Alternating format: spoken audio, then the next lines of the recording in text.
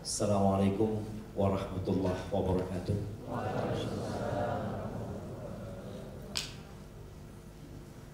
Alhamdulillah alladzi bi ni'matihi tatimmus shalihat.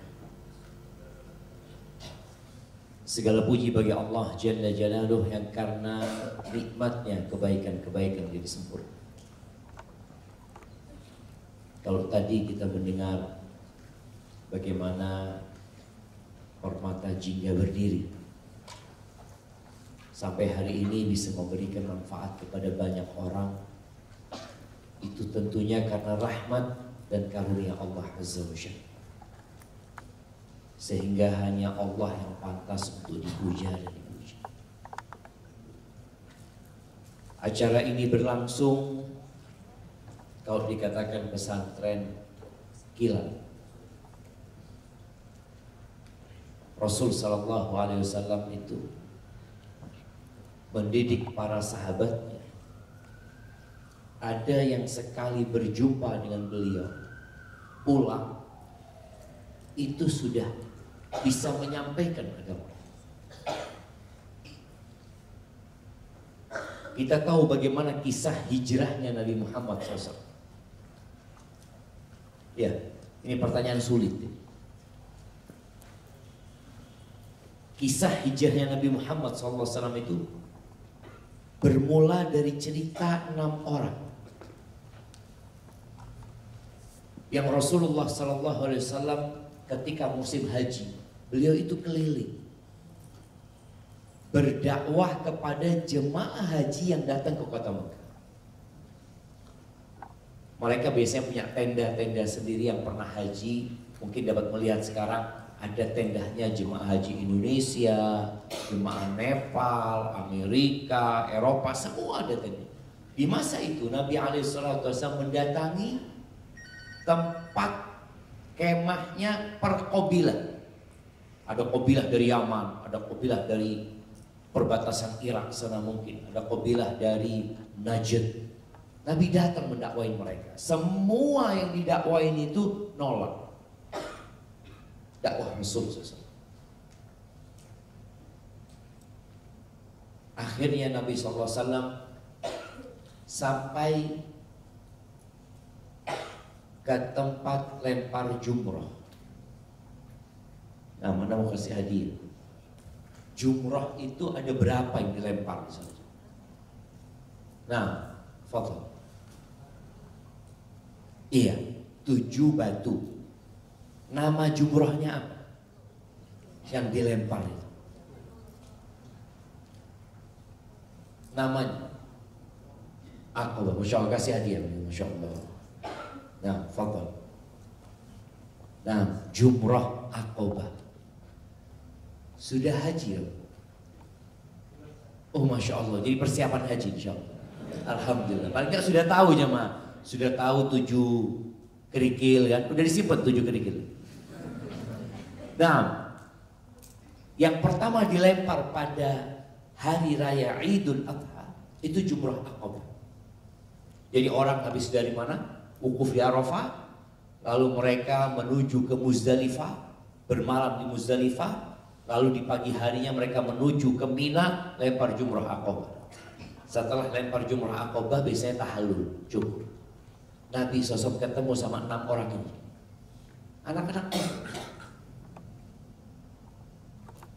Jadi kalau dilihat, yang banyak menerima dakwah Nabi SAW itu rata-rata anak-anak muda. Pertanyaannya kenapa kok bukan orang-orang tua? Siapa yang menjawab?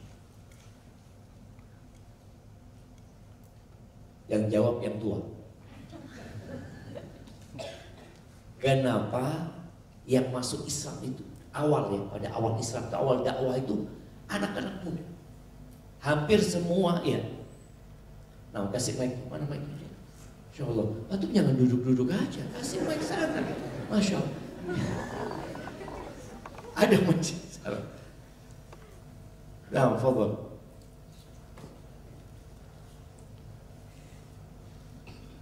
Kok dikasih? Ya bismillah. Pertama bisa saya jawab. Pertama, lebih terbuka. Yang kedua, daripada orang tua gitu.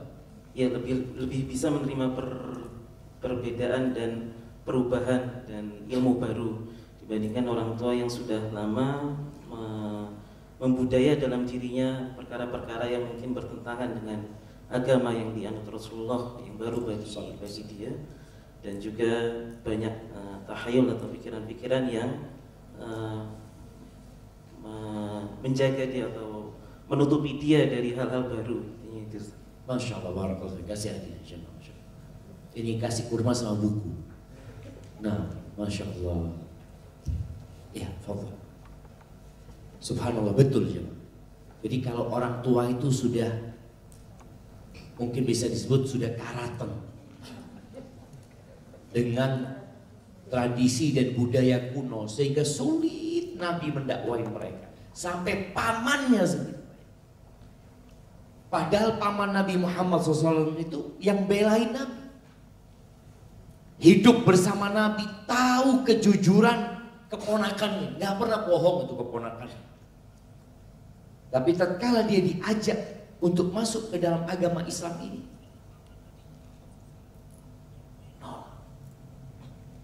sampai tatkala ajal menjemput pamannya sudah sekarat, Nabi datang, dijumpai pamannya. Ternyata di sisi pamannya itu ada dua tokoh orang-orang Quraisy, Abu Jahal sama Abdullah bin Abi Umayyah. Nabi mengatakan kepada pamannya, "Ya am, wahai paman," supaya pamannya tahu yang ngasih tahu ini bukan orang lain, keponakannya. Dia mengatakan, "Ya am, qul la ilaha illallah." Katakan la ilaha illallah, kalimat yang aku akan perjuangkan engkau di hadapan Allah pada hari kiamat. Kalau engkau katakan, ini sudah sekarang. Apa katanya dua orang tokoh Quraisy itu? Atarghabu an millati Abdul Muttalib. Apa engkau nggak suka dengan ajarannya Abdul Muttalib, bapakmu? Kau nggak suka dengan ajaran nenek moyang? Nggak jadi ngomong la ilaha. Sulit. Oleh karena itu kebanyakan orang-orang sepuh Quraisy itu masuk Islam ketika mereka melihat kekuatan umat Islam. Ketika penaklukan kota Mekah, oh ternyata benar Islam ini. Setelah bertahun-tahun memerangi Islam. Kembali kepada cerita Aqabah, tempat lempar jumroh. Ini 6 orang anak muda ini sedang tahallul cukur. Kita lihat bagaimana Rasulullah SAW memanfaatkan kesempatan menyampaikan agama Allah ini di mana saja kepada siapa saja, tidak pilih-pilih. Bukan karena itu orang kaya, bukan karena orang miskin, pokoknya siapa saja berhak mendapatkan dakwah. Maka Nabi duduk sama 6 anak muda, sampaikan kepada mereka tentang agama Islam, disampaikan juga tentang Al-Quran, dibacakan Al-Quran. 6 orang ini saling noleh. 6 orang ini dari kota Medina. Di kota Medina itu tinggal orang-orang Yahudi. Orang-orang Arab ini kalau lagi perang sama orang Yahudi dan orang Yahudi kepepet kalah, biasanya orang Yahudi itu sesumbar mengatakan kepada orang-orang Arab ini, sebentar lagi nih akan muncul seorang nabi yang zamannya sudah dekat. Kami akan mengikuti dia dan memerangi kalian serta membantai kalian sebagaimana dibunuhnya kaum Ad wa Tsamud dan Samud. 6 orang ini ketika ketemu sama seorang yang mengaku nabi, mereka ngomong, jangan-jangan ini yang katanya orang Yahudi gitu dia. Yuk kita masuk Islam dulu sebelum mereka masuk Islam. Masuk Islam. Hanya sekali berjumpa dengan Nabi SAW di musim haji. Lalu mereka pulang, gak ketemu lagi sama Rasulullah SAW. Kalau sekarang bisa nonton YouTube ya. Kalau sekarang orang mau belajar gak cuma di sini, Dia bisa baca kitab, dulu nggak ada. Sudah sama sekali terputus kontak sama Rasul SAW. Tapi mereka sudah bisa berdakwah. Ketemu Nabi Muhammad SAW setahun kemudian. Datang lagi ke kota Mekah, haji lagi. Tapi bukan 6 orang, 12 orang. Artinya mereka sudah bisa berdakwah. Makanya tadi kalau kata Pak Angga, 1 orang aja di kajian ini mereka dapat menyerap ilmu, kemudian dapat menyampaikan kepada keluarganya, sudah sukses saja. Kata Nabi SAW, la ayyahdiyallahu bika rajulan. Allah memberikan hidayah lewatmu 1 orang. Khairun laka min humrin. Itu lebih baik daripada onta merah. Itu harta yang paling mahal pada waktu itu. Maka kita bersyukur kepada Allah. Kalau bicara acara ini super kilat, insya Allah manfaatnya juga besar. Karena kita sedang di bulan Ramadan. Biasanya orang di bulan Ramadan itu hatinya bersih-bersih. Karena sejak pagi tidak makan, sampai sekarang lemes. Dan biasanya nunggu adzan itu menjadi momentum yang paling nikmat. Sampai kadang kala ada 1 orang itu berbuka jamaah padahal dengar adzan asar. Karena tidak kuat dia bisa adzan gitu dia. Ini kayak adzan asar. Loh, tak pikir maghrib semana. Karena tidak kuat yaitu nunggu adzan maghrib. Apa perbedaan adzan maghrib sama asar? Apa yang bisa? Ada bedanya. Antum kalau di kamar dengarkan adzan maghrib sama asar itu berbeda enggak? Apakah ada pengumuman jamaah adzan maghrib? Tidak ada. Jadi orang dengar adzan ya sama aja adzan.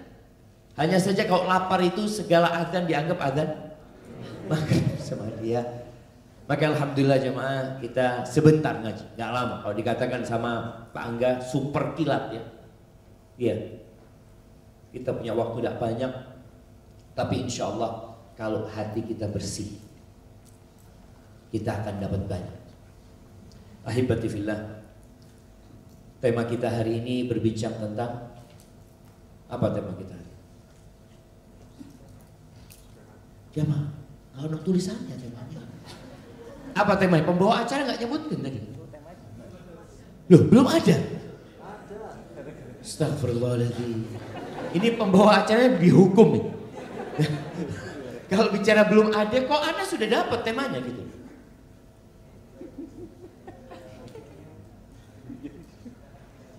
Bersihkan hati dan jiwa.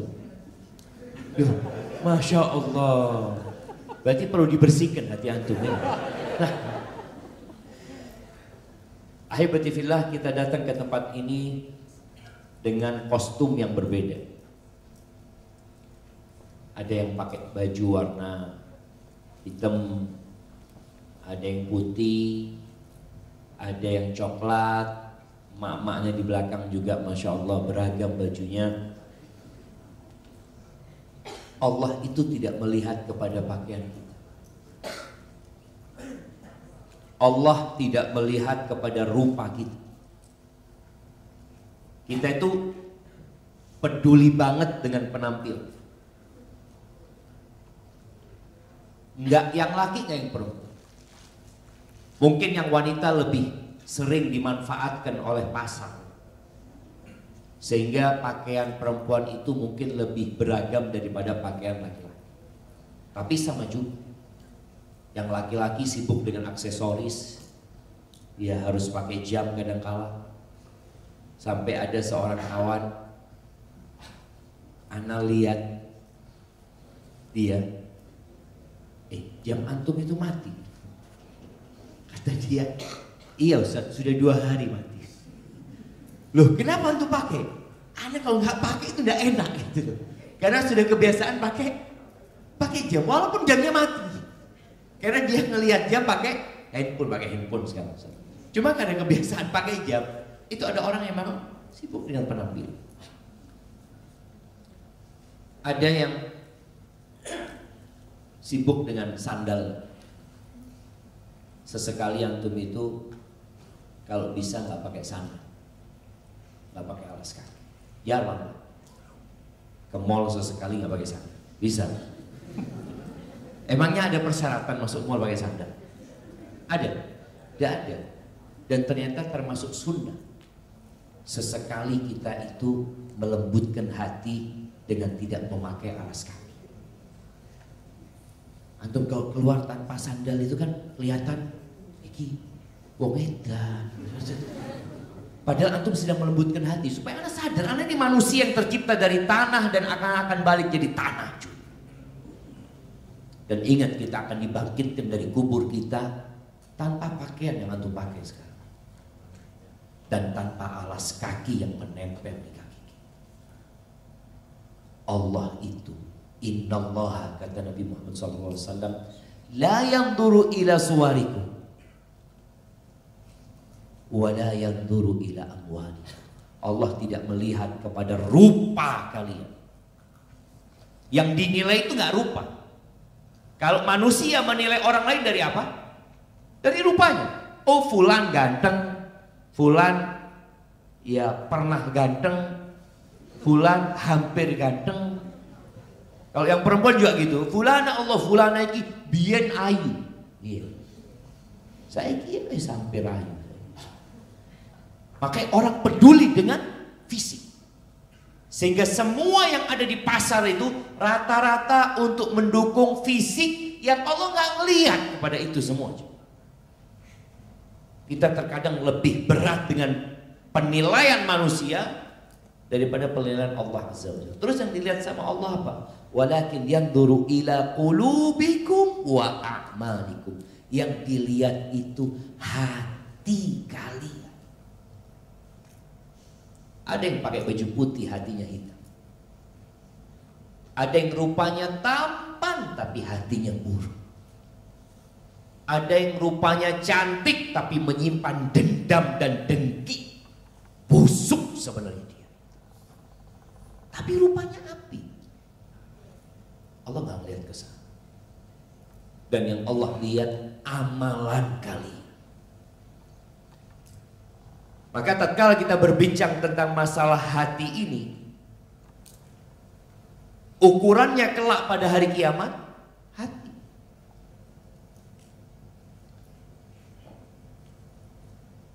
Orang yang pertama kali disidang pada hari kiamat itu ada 3. Siapa yang mau nyebutkan? Mama sekarang. Sebutkan 3 manusia pertama yang akan disidang. Dan ternyata mereka semua menjadi korek api neraka. Nah, ibu-ibu. Nah, angkat tangan, mama angkat tangan. Baik, anak kasih hadiah 2 juta. Angkat 2 juta. Insya Allah.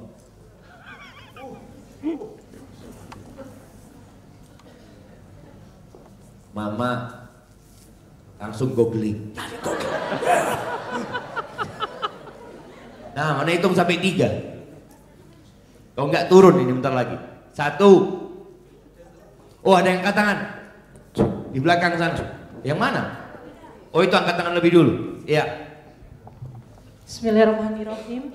Yang akan disidang pertama kali oleh Allah, insya Allah ya Ustadz, penghafal Al-Quran, orang yang berjihad di jalan Allah, dan yang memiliki banyak harta. Masya Allah. Gak nyontek enggak? Ya, tadi sempat googling. Gimana ini Mangga? Ini nyontek ini. Kasih separuh nanti, kasih separuh. Nanti ya apa caranya dapat separuh tapi. Nah, enggak apa-apa Ibu, separuh ya. Karena nyontek soalnya, dapat separuh, alhamdulillah. Nah, nanti kita cari satu lagi yang nyontek jadi paruan dia. Nah, jamaah. Tapi ini alhamdulillah. Kita jadi kepingin tahu. Sebagian kita hidup nggak pernah tahu tentang persidangan hari akhir. Ketika ada pertanyaan dia cari, ternyata ada jawaban. Tadi yang disebutkan. Yang pertama itu orang yang alim. dan hafal Al-Quran. Kalau bicara penampilannya jangan ditanya Ustadz. Kemudian kalau bicara bagaimana amalan dia, oh Masya Allah hafal Quran, imam dia. Yang kedua, kalau melihat secara kasat mata, dia mujahid fi sabil, pejuang di jalan Allah Azza wa Jalla, dan tewas di medan perang. Dibawa pulang jenazahnya itu berdarah-darah, atau mungkin dia dikuburkan di medan perang. Dan yang ketiga, orang kaya raya yang dermawan. Allah datangkan satu persatu. Ingat, kita semua akan disidang tanpa ada penerjemah. Wala istri, wala anak, wala orang tua, semua disidang masing-masing. Kalau di dunia biasanya antum akan didampingin oleh pengacara. Antum mungkin punya uang banyak, antum bisa bayar pengacara yang handal, yang bagus. Tapi di sana antum akan datang dengan amalan. Ketika datang orang pertama yang hafal Al-Quran, yang alim, ditanya tentang nikmat-nikmat yang Allah berikan. Dia mengakui semua dari Allah, semuanya. Lalu ditanya, "Mada amilta biha?" Engkau gunakan buat apa nikmat-nikmat itu? Apa kata orang ini? Ta'allamtu fik wa 'allamtun nas wa qara'tu fikal Qur'an. Ya Allah, dengan nikmat yang kau berikan kepadaku, aku belajar ilmu agama. Aku ngaji mengharapkan keridhaanmu. Lalu aku ajarkan ilmu itu kepada umat manusia, dan aku membaca Al-Quran, menghafal Al-Quran untuk mencari keridhaanmu. Sekarang bulan Ramadan, bulannya Al-Quran. Sebagian mungkin membaca Al-Quran sudah 30 juz, sebagian sudah 2 kali khatam, sebagian sudah 3 kali khatam. Imam Syafi'i rahimahullahu ta'ala di bulan Ramadan itu khatam 60 kali. 60 kali. Ketika orang ini mengakui nikmatnya dan menyatakan amalannya, dia mengatakan aku berbuat itu lillahi ta'ala. Apa kata Allah? Kadzabta, bohong. Apanya yang bohong? Kalau bicara ilmunya enggak, dia memang benar ustaz. Bicara Qur'annya dia hafal Qur'an. Ternyata bicara hati. Niat itu tempatnya di sini, bukan di lisan. Mungkin antum bisa mengatakan lillahi ta'ala. Ingat, yang dilihat jantung. Kadzab, bohong. Innama ta'allamta liyuqala 'alim wa qara'ta liyuqala qari. Engkau selama ini belajar ilmu hanya cari gelar, hanya cari sanjungan dari orang-orang supaya disebut alim. Oh fulan tuh orang alim tuh. Dan engkau belajar Al-Quran, menghafalkan Al-Quran supaya dapat gelar orang yang hafal Quran, orang yang bacaannya bagus, imam sholat tarawih, imam. Itu yang kau inginkan. Waqad qil, dan engkau sudah mendapatkan itu di dunia. Thumma umira bihi fasuhiba ala wajhihi thumma turiha. Dilemparkan ke neraka.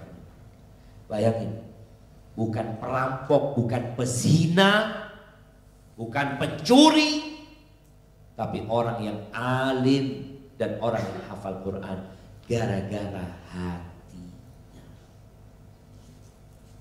Maka kita harus berpikir, kira-kira hati anak ini benar enggak?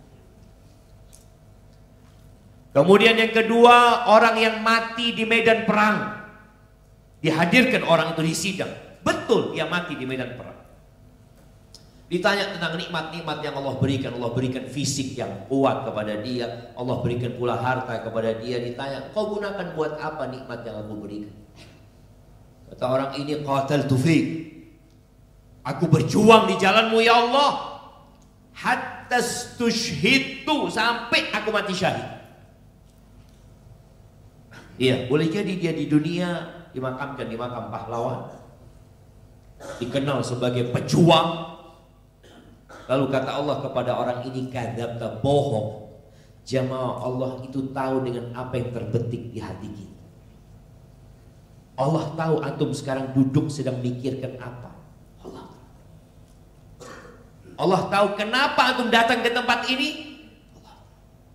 Ada mungkin datang ke sini, ya Ustaz, kepinginnya sih tidak datang, cuma di absen.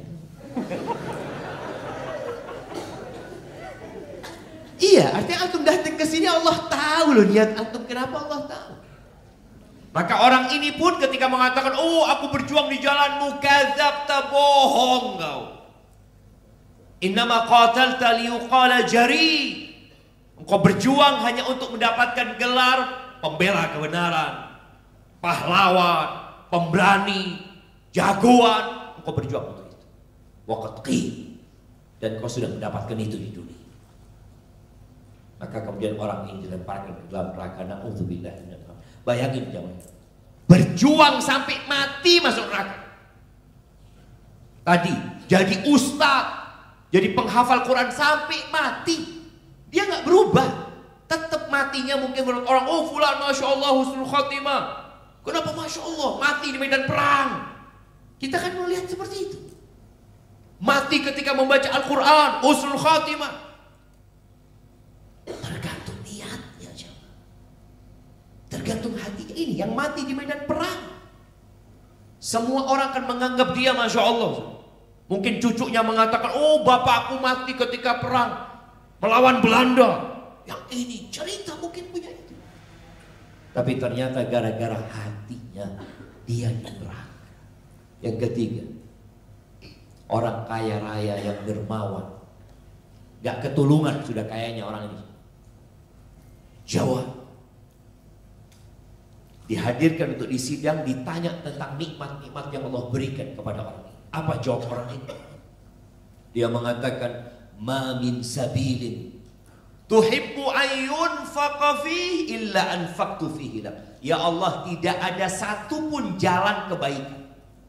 Dia menyebutkan, tidak ada satupun jalan kebaikan yang engkau suka, harta yang kau berikan diinfakkan di sana, melainkan aku sudah infakkan di sana lillahi ta'ala, mengharapkan keridhaan. Masjid dia bangun, sekolahan dia dirikan, janda-janda dia santuni, anak yatim dia bantu, dia kasih beasiswa, dia berangkatkan orang haji, dia berangkatkan orang umroh, dia bikin aspal di jalan, dia gali sumur mungkin di kampung-kampung. Tidak ada satupun jalan kebaikan. Benar yang dia katakan. Tapi Allah mengatakan kadzabta, bohong. Bukan Allah mendustakan amalan dia, tapi mendustakan hati dia. Allah katakan kadzabta, bohong. Engkau berbuat itu hanya untuk mendapatkan gelar Jawa, orang yang dermawan. Waqad qil. Dan kau sudah mendapatkan itu di dunia. Maka orang ini pun dilemparkan ke dalam neraka jadi koreknya. Na'udzubillah. Maka ahibati fillah, pada hari kiamat itu Allah menyebutkan di surat Asy-Syu'ara ayat 88-89. Surat Asy-Syu'ara ayat 88-89 Allah mengatakan, yauma la yanfa'u malun wala banun. Baik, udah ketemu. Coba, anak kepingin adik baca surat Asy-Syu'ara ayat 88-89. Nah, siapa yang sudah dapat?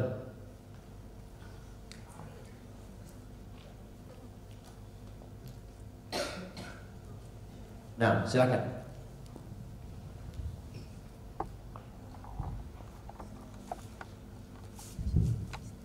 Baca sama artinya. Nah. A'udzu billahi minasy syaithanir rajim. Bismillahirrahmanirrahim.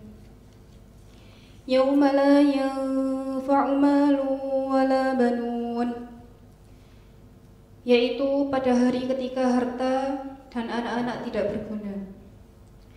Illa man atallaha biqalbin salim, kecuali orang-orang yang menghadap Allah dengan hati yang bersih. Masya Allah, barakallahu fiik. Kasih hadiahnya buat Masya Allah. Nah, jamaah, ayat ini menjelaskan bahwa apa yang kita lihat sekarang, kita lagi ada di hotel Santika, kita lagi ada di Kota Malang, kita melihat ada banyak gedung-gedung mewah di sini, ada banyak tempat hiburan, ada banyak harta di sini. Tapi kelak pada hari itu nggak ada gunanya. Jangan hari itu, ketika malaikat pencabut nyawa datang, bisakah dia menunda umurnya dengan harta yang dia miliki? Kalau ada orang punya uang 1 triliun umpamanya, dia mau nambah umur 5 menit, mungkin jemaah? Nggak bisa. Kita melihat harta ternyata nggak seguna yang kita bayangin kalau sudah ajal datang. Iya. Apalagi di hari kiamat.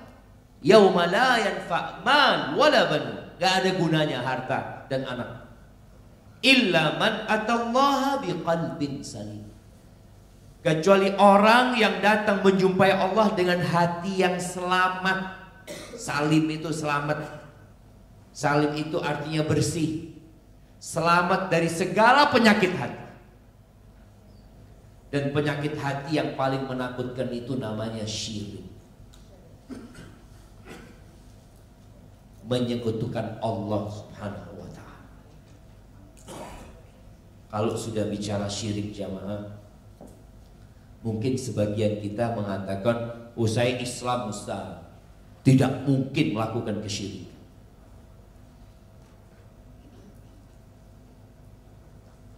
Siapa yang hafal doanya Nabi Ibrahim? Ketika beliau, saya nggak tanya siapa yang hafal, siapa yang baca? Yang baca.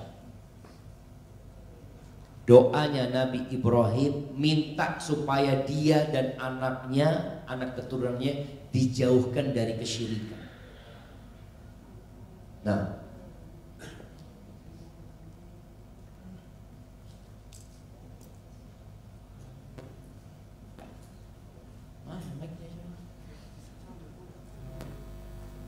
أعوذ بالله من الشيطان الرجيم بسم الله الرحمن الرحيم وإذ قال إبراهيم رب اجعل هذا البلد آمنا واجنبني وبني أن نعبد الأصنام.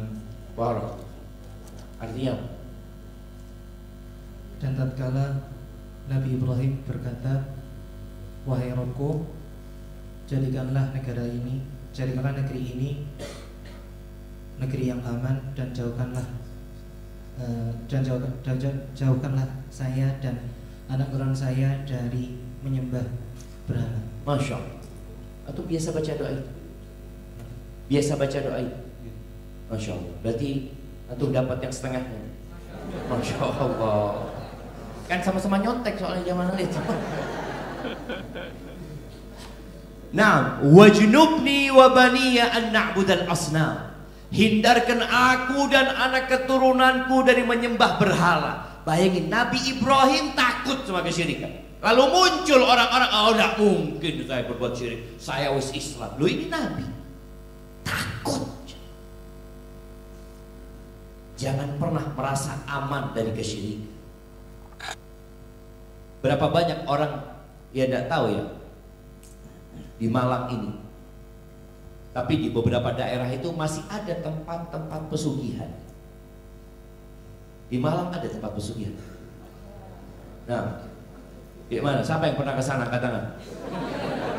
Saya kasih hadiah, bener loh jemaah. Tak kasih hadiah. Siapa yang pernah ke sana? Oh itu.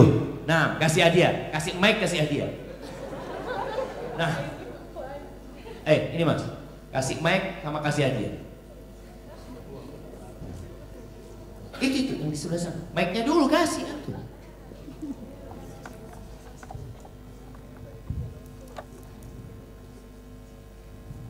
Kapan ke sana? Beberapa tahun yang lalu.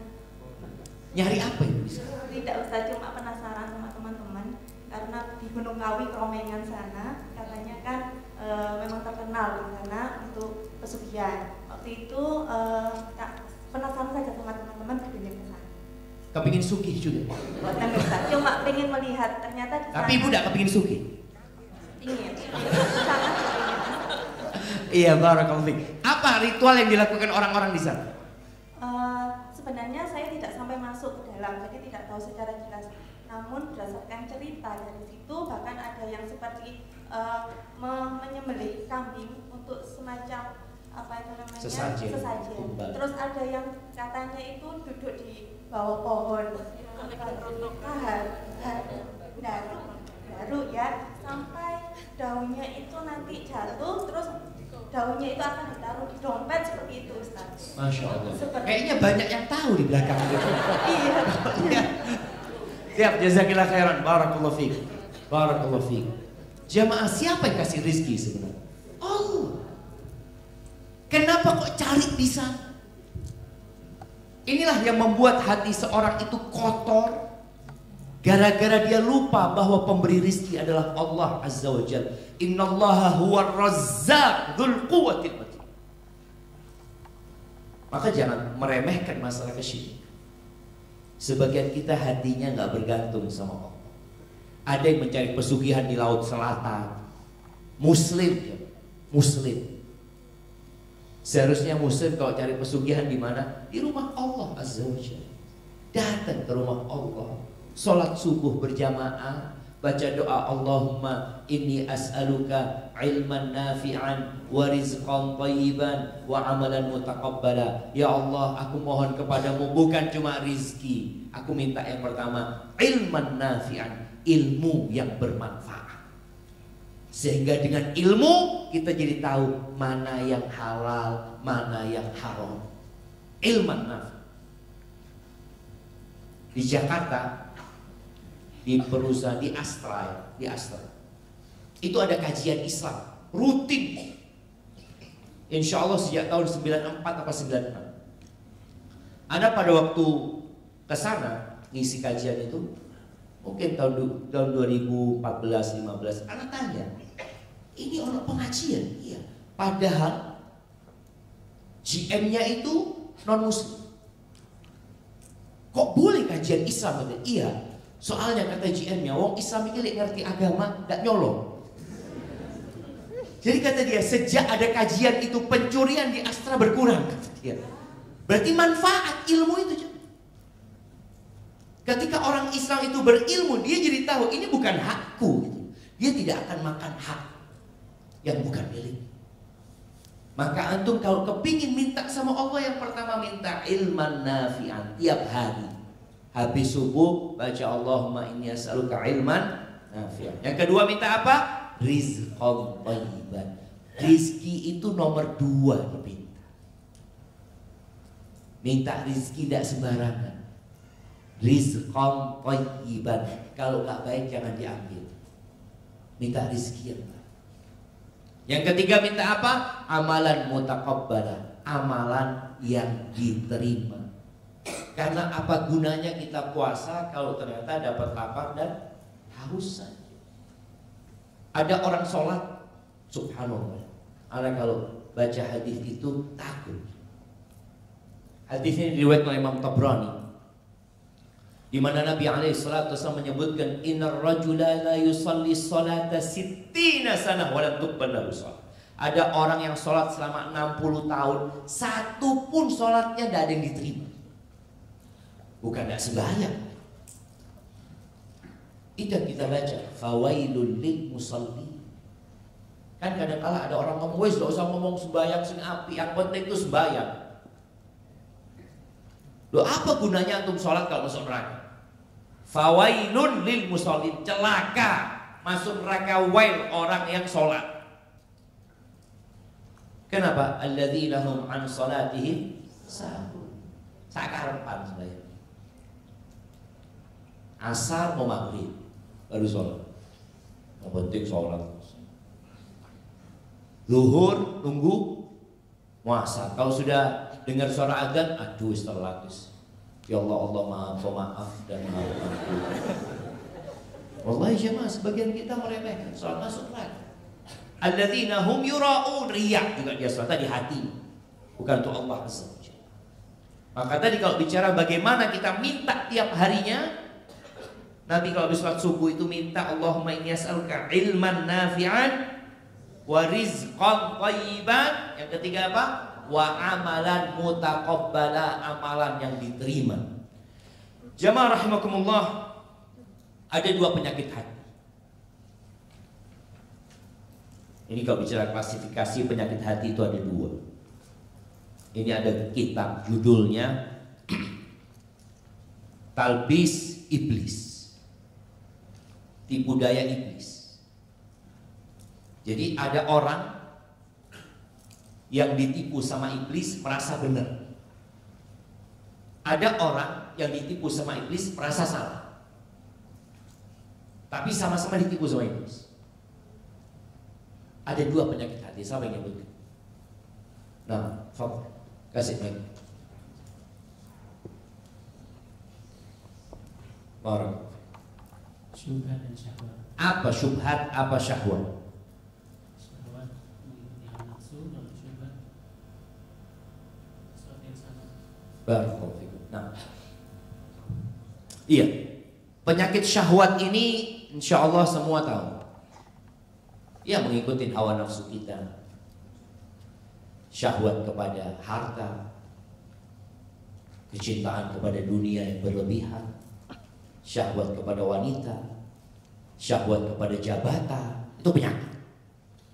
Syahwat mencari pujian, sanjungan, itu penyakit hati. Tadi yang disebutkan 3 orang yang menjadi korek nyampe neraka itu sakit hati. Syahwat. Yang kedua syubhat.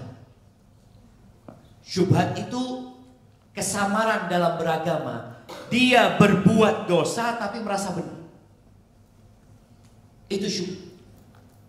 Seperti kalau kita lihat penduduk bumi ini jemaah, berapa jumlah? Siapa yang pernah ngitung? Jumlah penduduk bumi ini hampir 8 miliar sekarang. Yang muslim berapa? 1,6, 1,7. Bisa dibayangin? Yang 6,3 miliar itu, mereka kena penyakit syubhat. Mereka menyembah berhala, merasa benar. Patung disembah, nangis-nangis, kasih sesajen, merasa benar. Itu syubhat. Dan ada umat Islam yang kena penyakit syubhat juga. Muslim.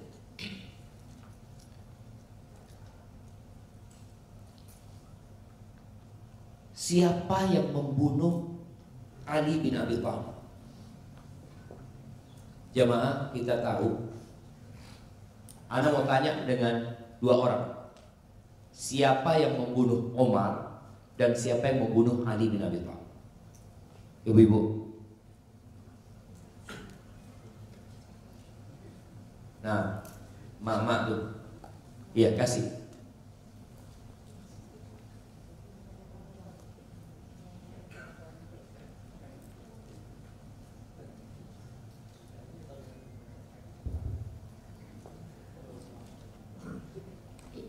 Yang membunuh Umar adalah Abu Lu'lu'ah dan yang membunuh Ali adalah Ibnu Muljam. Masya Allah. Muslim apa kafir dua orang? Cari. Kasih apa? Repot sekarang kita mau kasih kuis ini Pak. Karena harus pinter semuanya. Nah, iya, yang mana yang muslim, Ibu?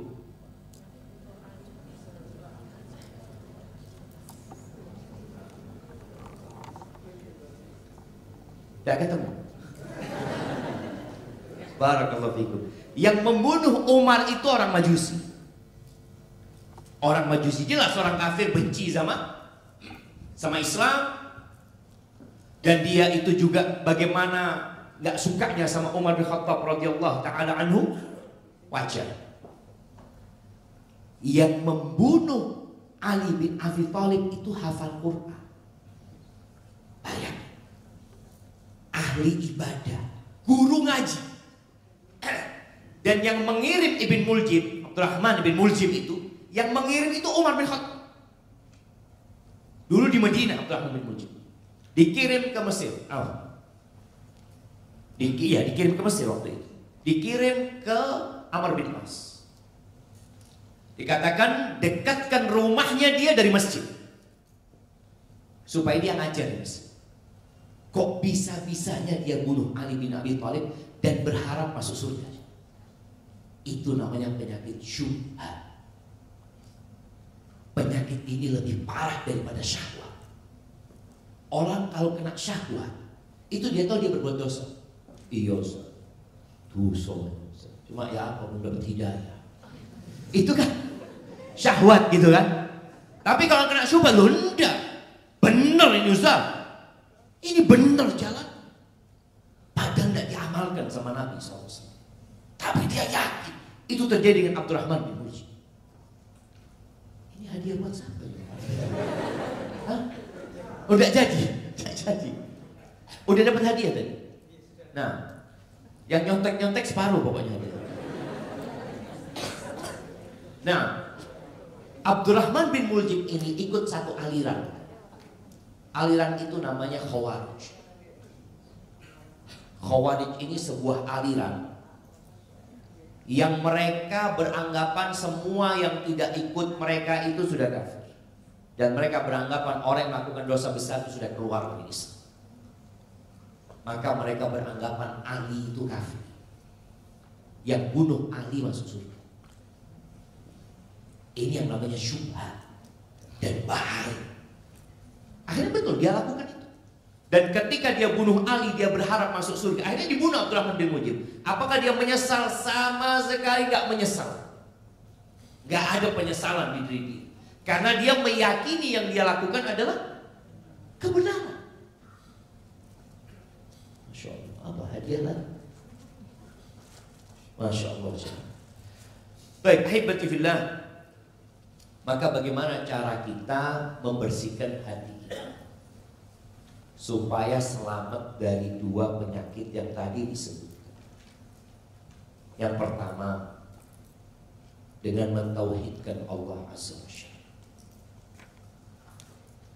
Dakwah Nabi Muhammad SAW di kota Madinah, kota Makkah yang selama 13 tahun itu beliau fokus ke masalah ini, masalah tauhid. Beliau keliling ke kota Mekah mengatakan qulu la ilaha illallah. Katakan la ilaha illallah. Dan konsekuensi dari mengatakan la ilaha illallah itu meninggalkan segala ketergantungan kepada selain Allah Azza wa Jalla. Melepas semua sesembahan-sesembahan yang ada selain Allah Azza wa Jalla. Orang-orang Mekah itu jemaah percaya nggak kalau Allah Tuhan mereka? Orang Mekah itu umroh. Orang Mekah itu haji. Mereka tawaf. Kita tahu kisah Ashabul Fil itu bagaimana, karena ada Abraha yang mau menghancurkan Ka'bah. Sedangkan Ka'bah ini kiblatnya Jazirah Arab pada waktu itu. Mereka melakukan ibadah haji. Bahkan Allah mengatakan wala in sa'altahum man khalaqas samawati wal ard. Kalau kau tanyakan kepada mereka siapa pencipta langit dan bumi, jawaban mereka siapa? Oh, nggak ada yang mengatakan patung itu menciptakan langit dan bumi. Nggak masuk akal ya. Berhala itu menciptakan langit, enggak. Terus kenapa mereka masih disuruh masuk ke dalam Islam? Karena mereka menyekutukan Allah. Mereka masih menyembah Allah dan menyembah selain Allah. Itu namanya syirik. Mereka menyembah Allah. Mereka kalau di antara mereka berdoa ya bacanya Allahumma.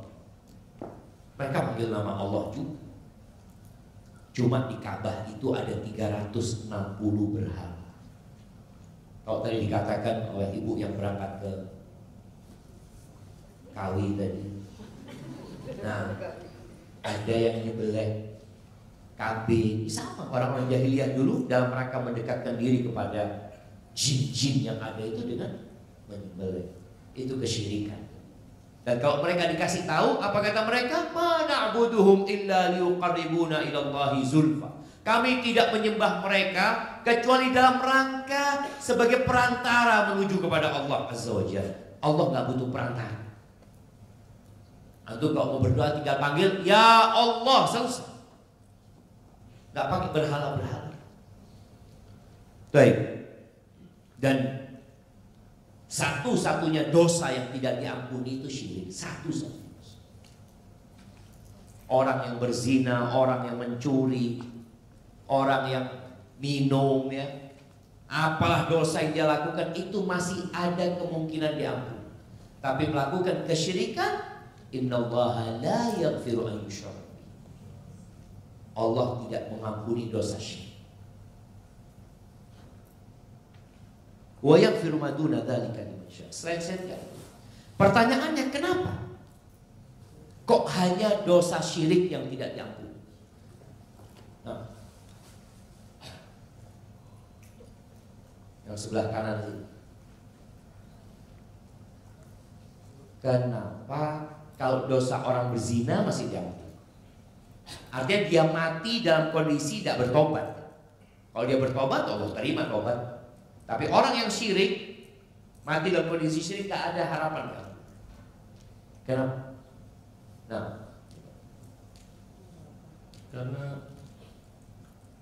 karena tujuan diciptakan jin dan manusia itu untuk beribadah kepada Allah. Sedangkan kalau kita tidak beribadah kepada Allah, berarti kita tidak melaksanakan tugas kita. Masya Allah, barakallahu fiik. Iya, kasih hadiah, kasih kurma, apa dia?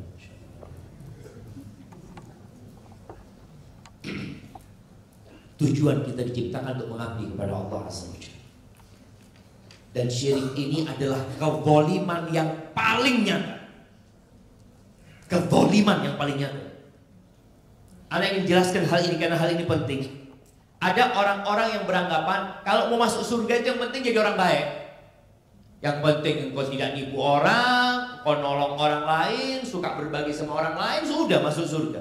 Makanya nanti di surga itu boleh jadi akan ketemu sama Bunda Teresa, akan berjumpa dengan Mahatma Gandhi. Dia sebutkan tokoh-tokoh di dunia ini yang mereka non-muslim. Mereka pelaku kesyirikan. Tuh, yang berhak memasukkan surga ini sama Allah. Dan kalau bicara kezaliman, engkau mengatakan mereka orang-orang baik. Mereka adalah orang-orang yang paling zalim. Inna syirka la dzulmun adzim. Syirik itu kezaliman yang paling besar. Ya gimana? Allah yang kasih badan kepadamu, Allah yang kasih rizki kepadamu, tahu-tahu kau beribadah kepada selain Allah. Ini loh orang yang zalim. Kalau dikatakan ini orang nipu orang Ustaz, dia bunuh orang Ustaz, iya dia zalim. Tapi lebih zalim orang yang melakukan kesyirikan. Kemudian jamaah, kalau orang itu berzina, dia memang ada syahwat untuk melakukan zina. Adakah syahwat untuk melakukan kesyirikan? Ada syahwat untuk berbuat syirik? Tidak ada. Benar-benar zalim yang melakukan. Wa man yusyrik billah faqad harramallahu alaihi. Siapa yang melakukan kesyirikan haram masuk surga. Siapa yang mengatakan Allah Azza wa Jalla. Dan keyakinan umat Islam itu benar. Oh itu klaim sepihak. Oh, iya. Kita punya Quran. Alhamdulillah mukjizat yang Allah berikan kepada Nabi Muhammad SAW bukan seperti tongkatnya Nabi Musa. Dengan meninggalnya Nabi Musa selesai. Tidak seperti ontanya Nabi Saleh, enggak. Tapi wahyu Al-Quranul Karim. Yang Quran ini sampai hari ini masih memberikan tantangan. Kata Allah, "Qul in kuntum fi raibin mimma nazzalna ala 'abdina." Katakan apabila kalian ragu. Allah mengatakan Quran enggak ada keraguan di dalamnya, la raiba. Tapi kalau kalian merasa ragu dengan Al-Quran, mimma nazzalna ala 'abdina fa'tu bi suratin min mithli. Kalian bikin satu surat seperti Al-Quran, satu surat. Quran ini berapa surat? 114. Yang paling pendek ada 3 ayat. Inna a'tainaka. Datangkan 1 surat saja. Wad'u man istata'tum min dunillah. Kalian ajak semua orang-orang selain Allah, kalian ajak untuk bikin 1 surat ini. Sampai hari ini gak ada yang bisa. Ada 8 miliar manusia ditantang untuk bikin, mereka bersatu padu, bukan satu-satu, sudah semuanya kumpul, gak ada yang bisa. Ini menunjukkan bahwa Al-Quran memang la raiba fi. Dzalikal kitabu la raiba fi hudan. Yang kedua, perbanyak istighfar kalau kepingin hati yang bersih. Taubat. Yang mungkin dulu pernah berangkat ke dukun, mungkin dulu pernah melakukan banyak dosa, mungkin dosa syirik juga dia kerjakan, atau kemaksiatan yang lainnya. Dosa itu meletakkan noktah hitam di dalam jantung kita. Kata Nabi SAW, innal mu'min idza adnaba kanat nuqtatun sauda fil qalbi. Ada noktah hitam di hati dia. Fa in taba wa naza'a wastaghfar suqila. Kalau dia tinggalkan itu dosa, dia bertobat. Nah, syaratnya tobat ada 3+1. Mana yang suka tobat katakan? Syaratnya tobat 3+1. Nah, fadhol jemaah, masa mau googling lagi syaratnya tobat? Kita ini suruh tobat tiap hari jemaah. Nah, ya, ini ada bapak sebelah sini.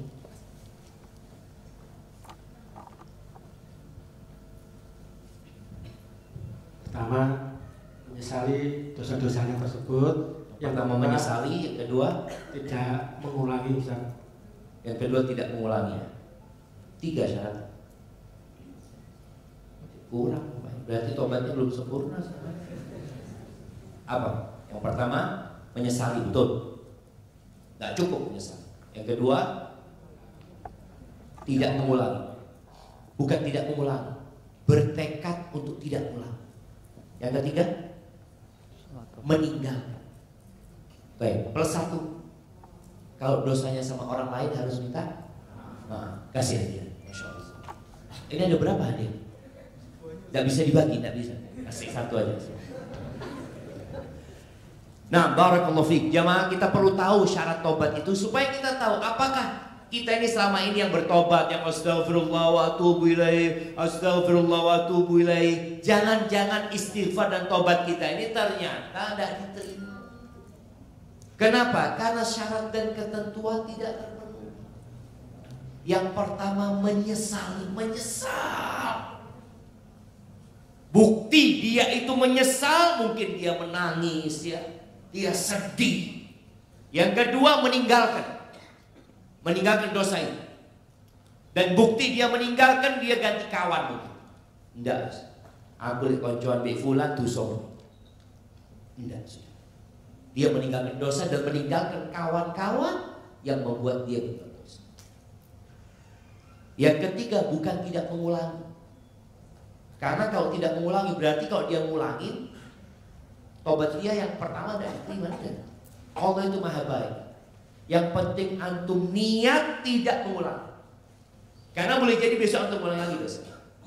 Lusa antum mengulangi lah dosa itu. Terus siapa? Tobat kan? Tobat. Sampai berapa kali tobat dia Ustaz? Setiap engkau berbuat dosa engkau bertobat. Apa tidak sekalian aja? Nantilah umpamanya anak tobat pas Lailatul Qadar ya. Atau ada orang gitu cuman. Sebagian orang nih tobat, nanti Ustaz saya mau haji Ustaz, insya Allah saya kalau haji baru mau tobat Ustaz. Siapa yang menjamin umurmu sampai haji? Dan maka siapa saja yang berbuat dosa saat itu tobat. Ustaz, anak takut berbuat dosa besok lagi. Engkau gak pernah tahu besok hidup atau tidak. Gak pernah tahu. Yang kau tahu hari ini hari. Maka ketika berbuat dosa, hari itu bertobat. Bertekad untuk tidak mengulangi. Bukan ngomong, insya Allah besok ulangi. Tidak. Udah, antum bertekad. Besok antum ngulangin lagi, tobat. Lusa ngulangin lagi, tobat. Rasul sallallahu alaihi wasallam mengatakan, innallaha yabsutu yadahu bil-lail liyatuba muslim. Allah itu membentangkan tangannya di malam hari agar pelaku dosa di siang hari tobat. Wa yabsutu yadahu bin-nahar liyatuba musii'ul lail. Di siang hari Allah buka pintu tobat. Dibentangkan tangan Allah agar orang yang berbuat dosa di malam hari gak nunggu malam lagi baru tobat. Udah pas siang hari itu tobat, minta ampun sama Allah. Kalau ada hubungan sama orang perlu minta maaf. Ini dipenuhi. Antum ana dulu Zat waktu jadi pegawai itu ya sering lah. Apa yang restoran di sini? My Kopi Boleh nggak pegawai itu ngemplok gorengan satu, goreng-goreng? Boleh nggak? Nggak boleh. Nggak boleh, jangan lihat antum. Antum kalau sering ngemplok gorengan perlu minta maaf itu. Iya, karena enggak sudah istighfar, nggak cukup istighfar. Karena ini hubungannya sama, loh kok mak-mak pada ketawa di sana. Iya, betul loh jamaah, ini kalau nanti pada hari kiamat itu, persidangan itu ada timbangan yang sangat detail sekali. Fama ya'mal mithqala dzarratin khairan. Sebesar semut yang antum kalau bawa ke timbangan emas, mungkin semut itu nggak ada berat. Tapi di hari kiamat antum akan. Maka tolong yang ingin hatinya bersih, lakukan. Perbanyak istighfar. Nabi SAW sekali duduk jamaah, beliau membaca Rabbil firli wa tub alayya innaka antat tawwabur rahim 100 kali. Dan biasanya dilakukan selesai sholat duha. Baca. Kemudian yang ketiga, baca Al-Quran. Usahakan. Di Ramadan tadi alhamdulillah ada yang sudah 25 juz ya. Usahakan kita baca Quran ini tiap hari nanti. Selesai Ramadan tiap hari. Kalau Ramadan mungkin one day one juz, tapi nanti kita selesai Ramadan yang antum mampu. 1 hari 1 halaman. Usahakan sama arti. Ustaz tidak mampu. Boleh 1 hari 1 ayat, tidak apa-apa. Tiap hari mau berangkat kerja atau mau tidur, antum buka Quran. A'udzubillahi minasyaitonirrajim. Bismillahirrahmanirrahim. Alif Lam Mim. Jangan ketawa. Bener. Kalau antum istiqomah, insya Allah umur 20 tahun hatam Quran. Karena sebagian kita umur 50 belum hatam Quran. Sama artinya. Sama artinya. Artinya keistiqomahan seseorang itu, dia selalu tiap hari terhubung dengan Al-Quran, itu jaga hati. 1 ayat. Yang penting istiqomah. Kalau antum hari itu lagi kosong mau 2 ayat silahkan. Tapi antum punya konsekuensi, saya tiap hari harus 1 ayat. Sama artinya baca. Insya Allah kita akan rasakan perbedaan dalam hati kita. Karena kita tidak memejamkan mata, kecuali hari itu kita sudah membuka mushaf, membuka Al-Quran, membaca artinya, dan bertambah. Yang keempat, zikrullah. Antum perbanyak zikir. Boleh tubuh kita di pasar, tadi di tempat kerja, tapi dimanapun kita berada, kita tetap mengingat Allah. Perbanyak baca la ilaha illallah. Perbanyak baca subhanallah wa bihamdi subhanallah. Kita kadang-kadang suka pegang handphone. Bikinlah kesepakatan sama handphone Anda. Anda nggak akan buka kecuali Anda baca subhanallah wa bihamdi 10 kali. Jadi setiap antum membuka kuncinya itu, ada subhanallah wa bihamdi subhanallah. Kok suwi ya subhanallah. Tapi jamaah ini sebuah pelatihan buat kita supaya kita selalu berzikir. Nanti kalau antum sudah pegang handphone bisa sejam antum buka. Buka terus. Wiritan itu seharusnya ini digunakan untuk wiritan, itu digunakan untuk scrolling. Biasanya kalau ada yang baik-baik di skip ya. Yang baik di skip. Kalau yang buruk, oh ini apa ya? Sampai anak kadang-kadang lihat jamaah ya, ada tulisan tolong jangan di skip. Oh pancing menungso kayak ini. Jadi dia yang nggak bermanfaat itu ditonton, yang bermanfaat maka toh berdikir. Paling tidak, ini ada zikir minimal. Zikir yang minimal yang disebut orang berzikir banyak itu adalah berzikir yang ada momentum, yang ada munasabahnya, ada kegiatan. Contohnya bangun tidur, antum selalu baca Alhamdulillah alladzi ahyana ba'da ma amatana wa ilaihi nusyur. Nanti antum masuk toilet baca doa, keluar toilet baca doa, kemudian nanti antum mau sarapan baca doa, keluar rumah baca doa, naik kendaraan terus antum zikir. Zikir yang ada munasabah, naik kendaraan baca doa. Oke. Anda mau kasih nih hadiah buat yang selalu baca doa naik kendaraan. Mak-mak nonton. Nah, nggak boleh nyontek lagi. Nah, kasih. Mana? Yang mana Ustaz? Yang belum jawab. Mana yang belum jawab? Iya. Bismillahirrahmanirrahim. Subhanalladzi sakhkhara lana hadza wa ma kunna lahu muqrinin wa inna ila rabbina lamunqalibun. Subhanallahul azim. Baca itu. Kasih aja. Ini nyontek enggak? Enggak. Boten. Alhamdulillah. Iya. Kalau naik kendaraan itu baca Bismillah dulu.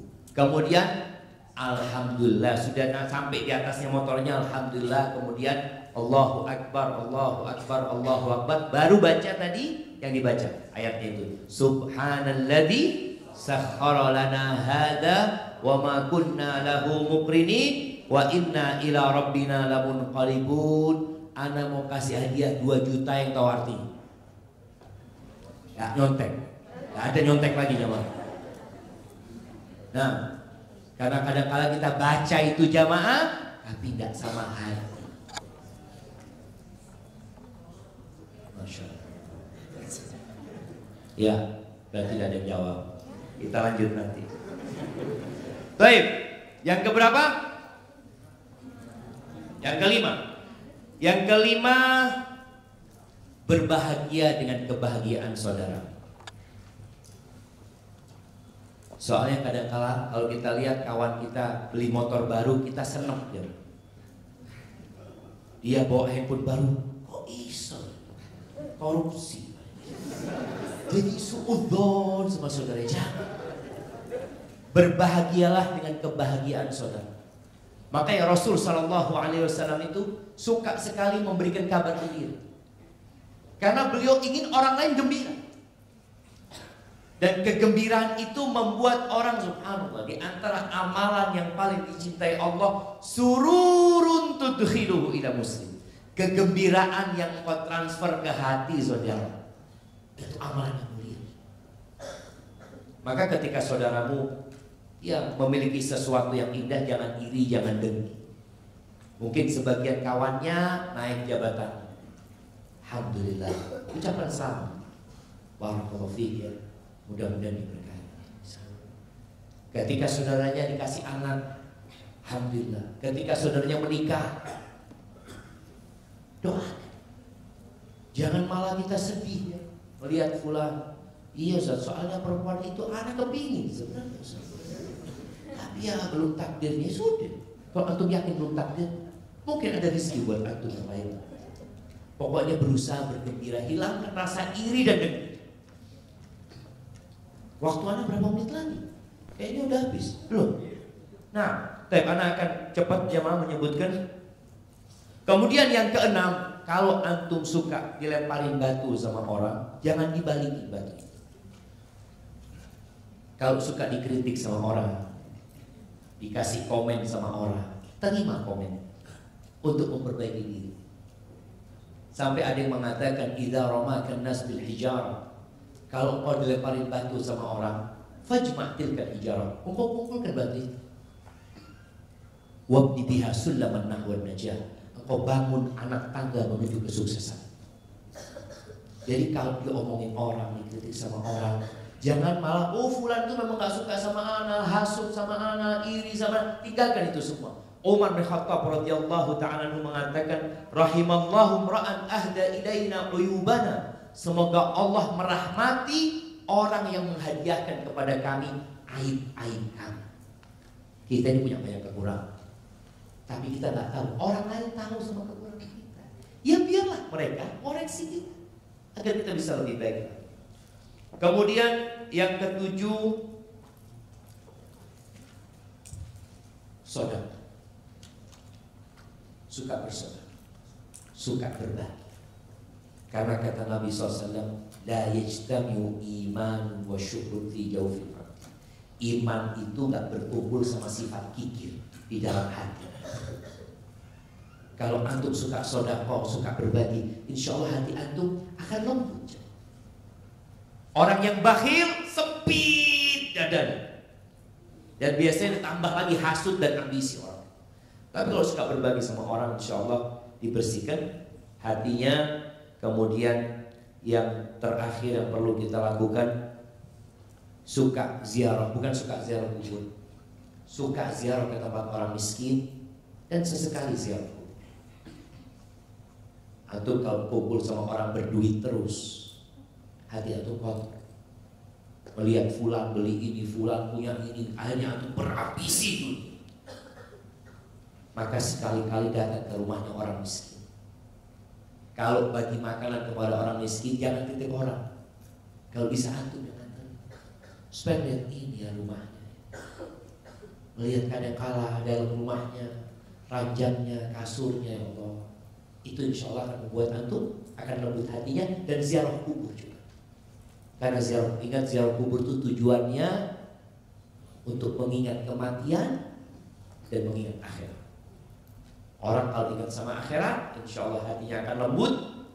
Kalau dia ingat dengan kematian, dia akan mempersiapkan diri. Hada wallahu a'lam bishawab. Itu dapat Anda sampaikan.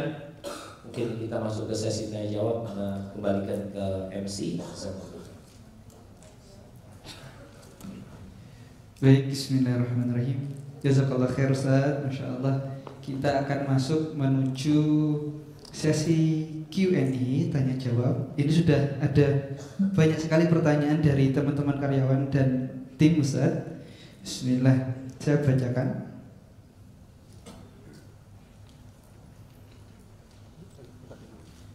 Baik, dari Bu Dini, beliau guru SMP.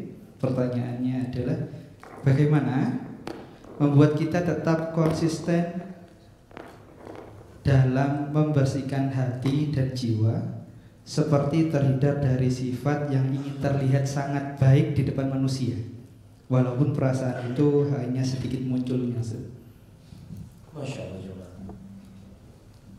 Ya jemaah, dalam proses membersihkan hati itu, yang pertama kita memang harus niat. Yang kedua, sebelum kita mengamalkan yang tadi dibaca itu adalah berdoa, mohon kepada Allah Azza wa Jalla. Setiap sholat kita mengatakan iyyaka na'bud wa iyyaka nasta'in. Tanpa bantuan Allah tak akan bisa kita membersihkan hati.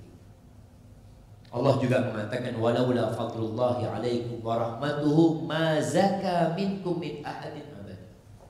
Kalau bukan karena karunia Allah dan rahmatnya, gak ada satu pun di antara kalian yang bersih. Walakin Allah yuzakki man yasha. Tapi Allah lah yang membersihkan siapa yang Allah kehendaki. Maka caranya memang berdoa, minta sama Allah Azza wa Jalla. Kalau dikatakan tadi, bagaimana supaya kita itu nggak muncul perasaan ingin dipuji, ingin disanjung, ingin kelihatan baik. Perasaan itu akan datang, tapi kita harus minta tolong sama Allah dan melawan perasaan. Sampai ada seorang ulama yang mengatakan, kadang kala aku tuh ngajar satu hadis, Di awal membacakan hadis itu ikhlas. Tahu-tahu di pertengahan muncul pikiran itu. Nanti di akhir muncul lagi. Ternyata satu hadis itu butuh berulang kali kita menata hati. Maka caranya memang minta tolong sama Allah Azza wa Jalla. Pernah Nabi SAW menyebutkan kepada para sahabatnya, la syirku akhwafu alaikum min dabibin nam. La syirku akhfa alaikum min dabibin nam. Kata Nabi SAW, kesyirikan ini yang bicara syirik kecil ini, itu lebih tersembunyi daripada jalannya semut. Itu Abu Bakar nanya, kaifal khalasu ya Rasulullah? Gimana cara menyelamatkan diri kalau dia lebih tersembunyi dari jalannya semut? Antum tahu semut jalan itu kadang-kadang nggak berasa ada di baju kita ada semut. Gimana kita akan selamat? Lalu Nabi SAW mengajarkan doa. Hafalkan doa. Abu Bakar aja takut dengan kesyirikan. Doa itu, Allahumma inni a'udzubika an usyrika bika wa ana a'lam wa astaghfiruka lima la a'lam. Ya Allah, Allahumma inni a'udzubika an usyrika bika wa ana a'lam. Ya Allah, aku berlindung kepadamu dari melakukan kesyirikan yang aku ketahui, wa astaghfiruka lima la a'lam, dan aku memohon ampunan atas kesyirikan yang aku tidak sadar, yang aku nggak tahu. Sampai hafal doa. Nah, selain yang belum dapat hadiah, nah,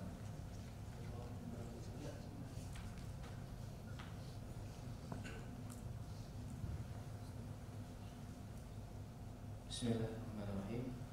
Allahumma inni a'udzubika bi an usyrika wa ana a'lamu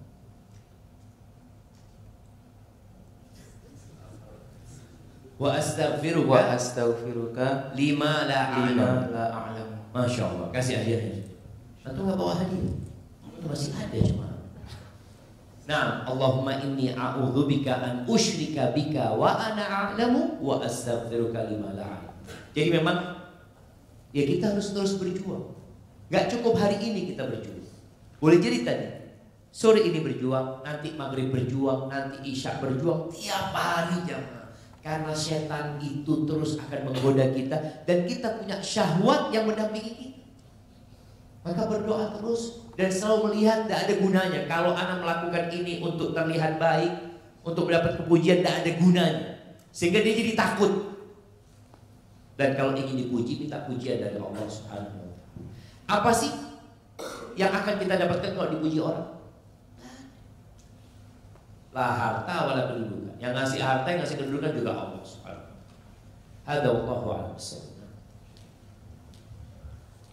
Kembali Ustaz, bismillahirrahmanirrahim. Ini pertanyaan tentang orang tua Ustaz. Ustaz, bagaimana cara berdakwah kepada orang tua? Sedangkan kadang kalau kita berdakwah kepada orang tua itu, orang tua menjawab, kamu itu masih kecil, jangan menceramai orang tua, berdosa. Nah, karena kata-kata tersebut, beliau ini tidak berani kembali berdakwah kepada orang tuanya Ustaz. Bagaimana cara menjawab? Iya, sampai kapanpun kita tetap kecil di depan orang tua.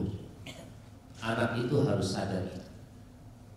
Oleh karena itu, doa buat orang tua itu apa? Rabbighfirli wa liwalidayya warhamhuma kama rabbayani shaghira. Shaghira itu artinya kecil. Selalu kita ingat ya Allah, sebagaimana orang tuaku merawatku ketika aku kecil. Karena kalau sudah besar, antum merasa gak butuh sama orang tua. Tapi kalau antum ingat dengan masa kecil, antum gak bisa apa-apa. Wallah cuma gak bisa Pak. Anak ini, ya kita tahu lah, kita yang sudah punya anak, anak itu gak bisa apa-apa. Lahir, ditaruh, hanya bisa nangis. Ngomong gak bisa, merangkak gak bisa, duduk gak bisa. Yang bisa nyusahkan orang tuanya. Maka kita ingat. Baik, bagaimana sekarang kalau bicara mendakwain orang tua? Iya, termasuk kebaktian anak sama orang tua, mengajak orang tuanya untuk jadi lebih baik. Ya, sedih semuanya anak dapat orang tua yang gak soleh, sedih. tapi dia nggak bisa minum. Sampai pernah ada seorang ngomong, Ustaz, anak ya apa Ustaz, ya anak punya ibu Ustaz. Dia ngomong, kadang pergi keluar sama laki-laki. Sampai anak pernah temukan ibu itu di hotel. Dan bapak anak diam aja. Jadi bingung ya, anak ingin berbakti sama orang tuanya, tapi tadi orang tua ngomong dia masih kecil ini dan itu. Apa yang harus dilakukan? Yang pertama, sampaikan kepada orang tua, engkau masih kecil. Dengan memanggil orang tua ayah, ya aku anak. Aku anak. Dan biasanya orang tua itu kepingin anaknya lebih baik daripada orang tua. Orang tua yang sehat ya, dia kepingin anaknya ini, kalau bapaknya tidak bisa ngaji, dia kepingin anaknya bisa ngaji gitu. Kalau bapak tidak benar, dia nak, kau harus lebih baik nak, seperti itu. Orang tua seperti itu. Maka manfaatkan keinginan orang tua itu ketika berkomunikasi sama orang tua. Katakan ayah kan nyuruh anak belajar, nyuruh anak sekolah. Alhamdulillah ya, anak belajar. Ya ini anak masih belajar ayah. Kayak gini. Sampaikan kalau kau masih belajar. Sehingga tidak terkesan menggurui.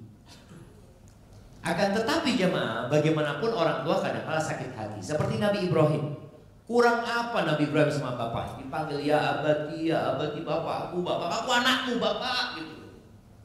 Tapi bapaknya tetap marah. Bahkan Nabi Ibrahim diancam mau diusir. Bukan hanya diusir. Diancam mau dimaki, mau dirajam sama bapak. Itu konsekuensi. Jadi antum harus sadar.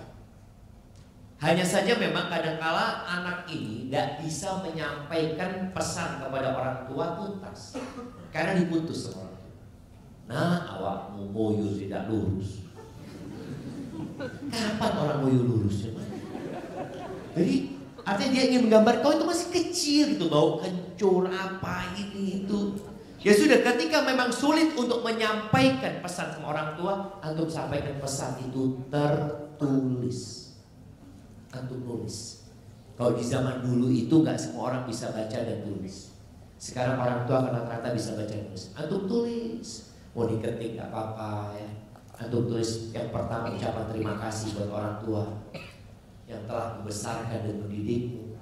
Terus yang kedua, halaman kedua untuk ucapkan minta maaf karena belum bisa berbakti sama orang tua. Tulis permintaan maafmu. Yang ketiga, harapan sama orang tua. Setelah minta maaf, kau berharap ayah yang aku minta maaf, aku udah belajar, disuruh ayah belajar, alhamdulillah. Aku melihat ada beberapa hal mungkin yang perlu ya ayah mengevaluasi. Kalau ayahnya punya 10 kesalahan, sebutkan di sana 1 dulu. Jangan tulis aku melihat ayah memiliki 10 kesalahan yang sangat fatal dan baca. Tapi minta satu-satu, butuh proses memperbaiki orang tua. Dan anak yang ingin memperbaiki orang tuanya, tolong dia jadi anak yang berbakti. Contoh nih jemaah, contoh yang ringan. Setiap dia ke rumah, sandalnya orang tua itu ngadepkan ke pintu. Jadi buka, ayah langsung pakai. Jadi ketika antum jalan sama orang tua, antum ambilkan sandalnya orang tua ke masjid umpamanya, antum pegangin orang tua datang, antum pegang tangan sandalnya orang tua taruh. Supaya orang tua lihat, anakku ini setelah belajar agama dia lebih berbakti. Bukan malah suka memaki. Enggak. Kemudian doa. Karena hati orang tua juga di tangan Allah. Kita tahu Nabi Ibrahim sudah berusaha semaksimal mungkin, tapi bapaknya tak nerima. Nabi Nuh dapat ujian anaknya, dia juga nggak dapat hidayah karena memang memberikan hidayah Allah SWT. Maka berusaha dan terus berdoa memohon kepada Allah SWT. Hada wallahu a'lam.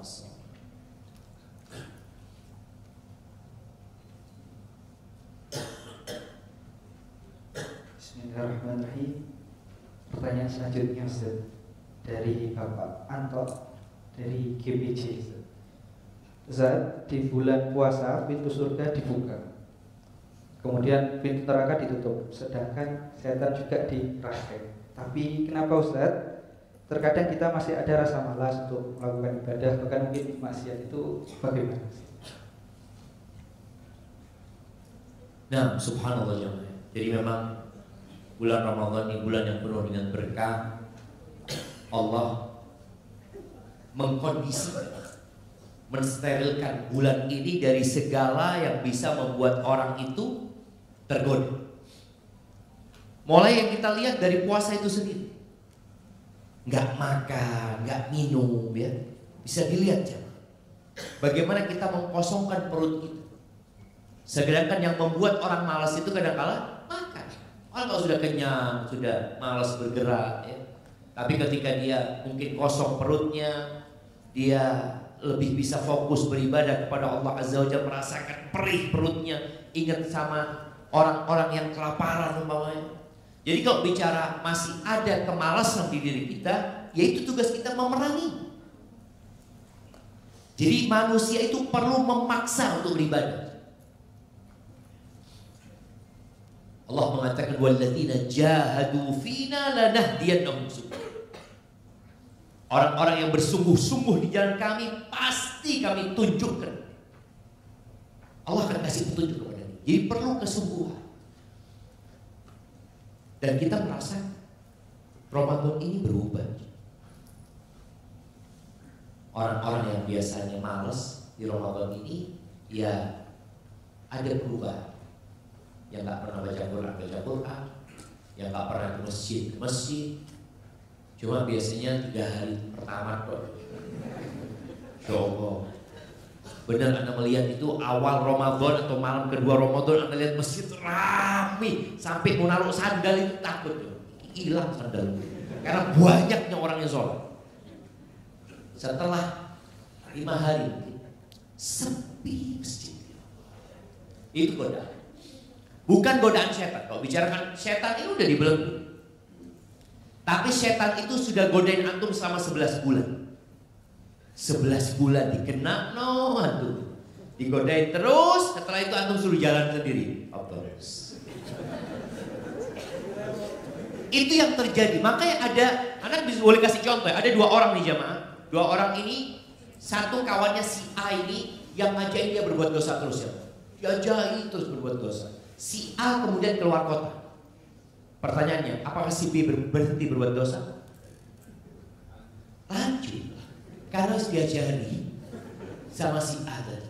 Maka boleh jadi yang terjadi di bulan Ramadan itu, memang orang ini sudah terbiasa berbuat dosa. Tapi Allah tahan. Dan setannya sudah gak bisik-bisik lagi. Dan untuk merasakan yang ada itu tinggal nafsu. Ya bagaimana kita memerangi nafsu. Setan itu ikut aliran darah. Dengan kita berpuasa kita memperkecil aliran setan kita. Kalau menurut pendapat yang dibelenggu itu cuma setan-setan yang bos-bosnya gitu. Kalau yang cili-cili masih bisa. Atau setan itu menggoda dari arah jauh, kalaupun dia masih menggoda. Tapi yang jelas adanya sifat malas itu harus diperangi sama diri. Oleh karena itu kenapa disyariatkan iktikaf mau? Karena kalau kita di rumah, kadang-kadang kita di rumah itu ya pegang remote di rumah, kumpul sama anak, istri. Cobalah ambil cuti, iktikaf di masjid. Kalau nggak bisa full 10 hari, iktikaf malamnya aja. Kalau pagi masih harus bekerja, malamnya iktikaf di masjid. Kita perlu pengkondisian. Kalau melihat orang sholat ya Allah, ini wis tuwek masih kuat sholatnya, kita akhirnya termotivasi. Tapi kalau kita sholat di rumah sendirian, kadang-kala baru 2 rakaat merasa sudah 11 rakaat. Gitu ya. Itu karena malas jadi. Berarti harus diperangi dan berdoa. Kembali lagi doa ini menjadi kunci untuk segala masalah yang kita hadapi. Allah mengatakan ud'uni astajib lakum. Mintalah kepada aku, pasti aku kabulkan. Hada wallahu a'lam. Bismillahirrahmanirrahim. Alhamdulillah untuk teman-teman yang sudah mengirim kami ucapkan jazakallah khair, jazakumullah khair. Namun karena keterbatasan waktu Ustaz, kita harus menginjak acara selanjutnya, acara yang ditunggu-tunggu. Kembali grand prize-nya dijalankan Ustaz. Namun karena grand prize ini spesial, MC-nya berubah jadi Bapak Angga sendiri. Bismillah. Bismillah, silakan Bapak. Bismillah. karena teman panitia juga pingin melok Ustaz, karena nih rugi aku MC toh gitu katanya. Biar bisa ikut. Biar bisa ikut semua. Makanya saya ganti profesi jadi MC sekarang. Masya Allah. Nah, tapi dengan syarat sekarang tanpa buka Google. Gitu, Ustaz. Coba Ustaz. Iya. Apa? Langsung fulusnya langsung ada. Buat iming-iming toh. Oh, buat iming-iming enggak ono sini. Kosong. Oh, kosong. Masya Allah jamaah. Iya. Anak harus yang sulit. Medium ya, medium. Nah,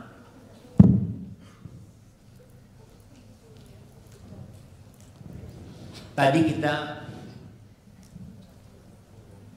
membahas bahwa Nabi SAW sekali dulu istighfar 100 kali. Apa yang beliau baca istighfar? Rosa. Nah, Allahumma ighfir wa in tub alayya innaka antat tawwabur rahim. coba lagi. Allahumma ighfir wa in tub alayya Wa tub alayya innaka antat tawwabur rahim. Masya Allah. Ada salahnya dikit, kurangi 100 ribu. Oke. Dikurangi ya. Barakallahu fikum. Masya Allah. Masya Allah. Makanya harus bosnya yang. Iya. Iya, Masya Allah. Barakallahu fikum. Satu lagi. Loh, tadi kan sudah. Ya ini bonus. Bonus lagi. Masya ini. Allah. Masya Allah. Bulan puasa kita seperti angin, Ustaz. Seperti angin ya, Seperti semuanya angin. dapat. Masya Allah. Barakallahu fikum. Baik. Tidak boleh nyontek jamaah ya. Sebutkan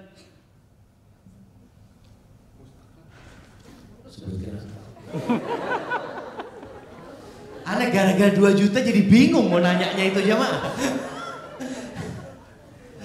Masya Allah. Iya. Rasulullah Sallallahu alaihi wasallam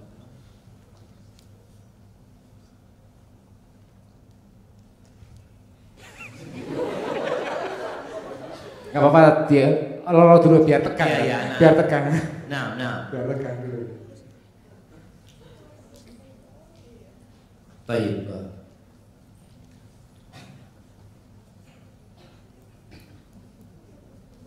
Sebutkan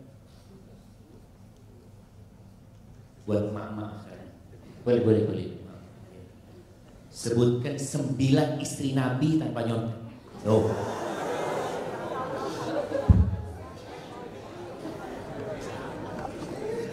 Gak ada yang angkat tangan. 2 juta ibu. Itu satu. Nah. Coba, ayo coba.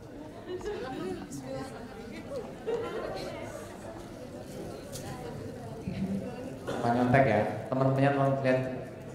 Gak boleh ada yang bisik-bisik juga jamaah. Bismillahirrahmanirrahim. Hindun. Hah? Hafsah. Kok langsung Hindun? Anda baru pertama ada istri Nabi namanya Hindun. Hafsah. Sama-sama aja. Iya, Hafsah. Ummu Salamah. Aisyah. Terus.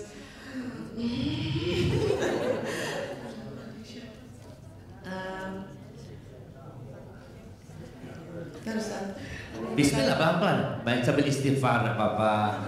Sambil Nah, berdoa enggak apa-apa. Ya. Nah. Ngeplek Ustaz. Tenang, tahu kan insyaallah tahu, tenang dulu. Mau minum dulu? Oh, udah. Baik. Mulai dari pertama. Hafsah, Ummu Salamah, Aisyah, Khadijah. Berapa nih Ustaz kayak masih? Baru 4, tinggal 5. Baru 4. Sofia. Iya Allah. Tenang. Kurang berapa nih Ustaz? Tenang, masih tinggal 4. Nah, kita ulangi lagi. Hafsah, Khadijah, Aisyah, Ummu Salamah, Sofia. Nah ini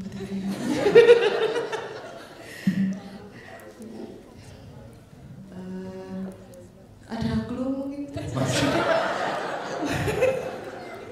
Dikurangi, iya. 1. Tidak apa-apa sudah dikurangi. Kasih 1 juta. Boleh. Kasih 1 juta. Masya Allah. Sekarang yang laki. Sebutkan 10 sahabat yang dijamin masuk surga. 10, dan bisa kurang juga. 10 sahabat yang dijamin masuk surga. Nah, ini angkatan. Iya.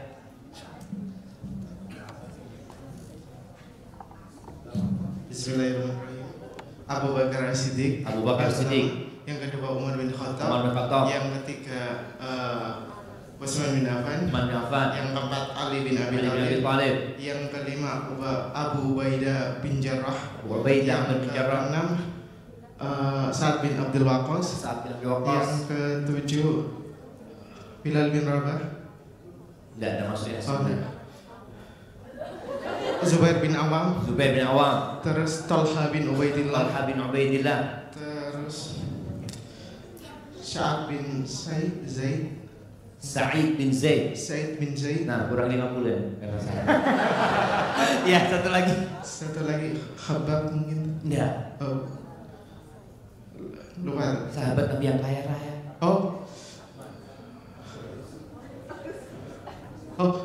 Abdurrahman bin Auf. Berarti bagi 2. Masya Allah. Barakallahu fikum. Nah, 1 juta. Oke. Ya, nanti saja ya. Nanti gak jadi sekarang ya? Gak jadi sekarang. Apa lagi? Masih ada sisa waktu. Ini gimana? Dari pertanyaan lagi atau bis? Nah, ada pertanyaan lagi? Iya, bismillah, masih belum. Bismillah. Nah.